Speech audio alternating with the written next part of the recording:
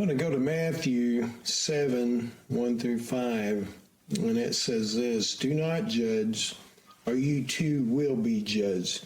Why do you look at the speck of sawdust in your brother's eye and pay no attention to the plank in your own eye?" And that's just a summary of that, Kat, but that is such a true statement. That is true. I do have a personal situation I had that relates to a judgmental attitude. It was years ago. I was a single mother, and I was going to a small church in a small town. For maybe about 6 months, I was going there. And everybody pretty much in the small town knows everybody else's business.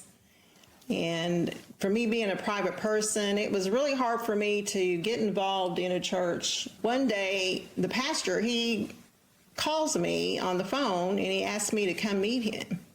He had something to talk to me about. I really didn't want to go in, kind of felt uncomfortable, like being called into the principal's office, but I thought maybe he was going to ask me to help out in church in some area of the ministry. And actually, I didn't know the man very well at all, and he didn't know me either. But he wanted to talk to me, said about a family matter. And I won't go into what he said, but I felt that he was judging me, and I felt like it was a counseling session that I didn't really even agree to.